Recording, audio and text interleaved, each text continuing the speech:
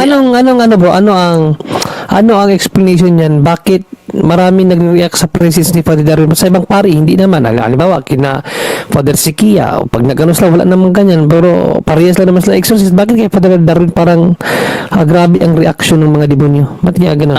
Kahit kung involved ka talaga sa ministry of deliverance and exorcism, mag-react talaga yan. No? Bakit? Matapos ang ating Panginoong Hesus tumanggap ng binyag, no? Fasting and prayer. Pagkatapos niyan, pumunta siya sa sinaguga. At pagpunta niya sa sinaguga, doon nag-react ang poses.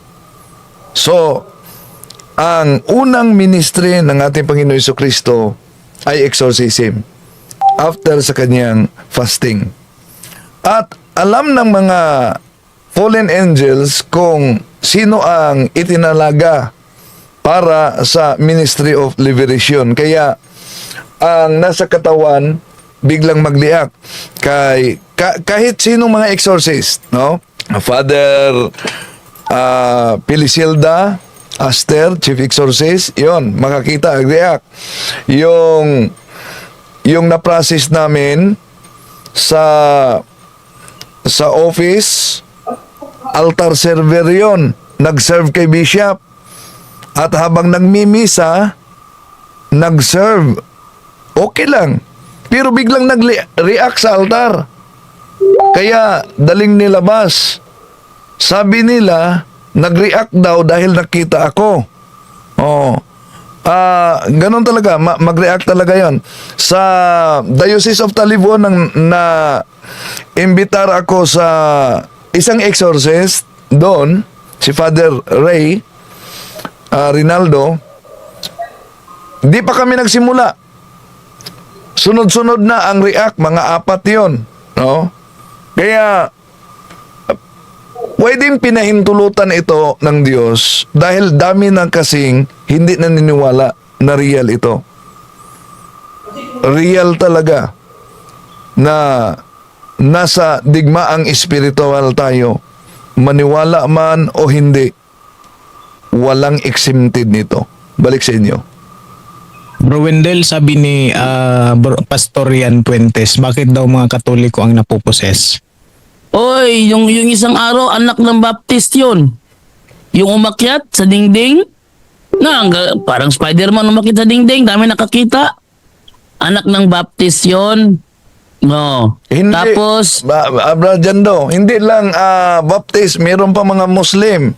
Meron pang, kaya nga, sa ministering ito, alam niyo, mas madali ang conversion.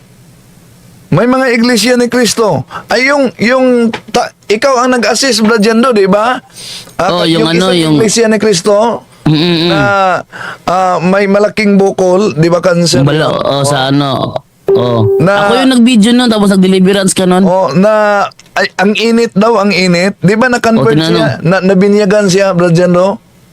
Ano siya tinanong ko siya kung gaano kainit yung oil. Sabi niya, mas mainit pa daw sa bagong bagong pinakulong kape, at masakit sa lalamunan, para daw hinihiwa yung kanyang lalamunan. And then, hindi pa siya tuluyan talaga na nabautismuhan. Nag-sign of the cross sa harapan ni Father Darwin. Handog yun, handog. Handog, Kaya, sumama yung ina niya dahil ang akala niya na may discipline na ginawa dahil bakit napapasok daw umano sa cross. No, kaya nga, hinawakan ng ina yung cross, hindi naman mainit. Pero sa kanya, mainit talaga. Mainit, oo. Pero ano yung Bro Wendell, dinala sa Davao, sa albularyo, and doon siya natuluyan. Oo, yan nga ang balita ko. Pero nabinyagan talaga siya sa simbahan Katoliko. Oo, nabautismuhan siya. At hindi matanggap ng nanay niya, kaya dinala siya sa Davao para sa albularyo. Doon na siya natodas. Ang malaking taka dyan, Brother Wendell, bakit sunod-sunod? Nag-react yung isa, tapos sumunod yung pangalawa, sumunod yung tatlo, pang-apat, sabay-sabay na naghiyawan. Yawa ka, Darwin! Yawa ka, ilom diya! Ba't ganun, Brother Wendell? Dahil may mga opening na sila at nagtatago lang sa katawan nila. Kaya pag mag-react ang isa, sunod-sunod na. Kaya nga, ang taktika namin yung sa Diocese of Talibon na may mga sa paralan, may mga more than 70 na mga estudyante na sunod-sunod. So, nagkasundo kami ni Father Aster na pagkatapos pag magbalik normal, uwi agad. And then, pag makauwi, dahil normal na sila, ibalik sila para sa process. No? Dahil kung mananatili sila, manormal man, balik na naman yan. So, lalong tatagal ang process. So, ganun talaga yan. Pag may mag-react, sunod-sunod na yun dahil may opening ang bawat isa.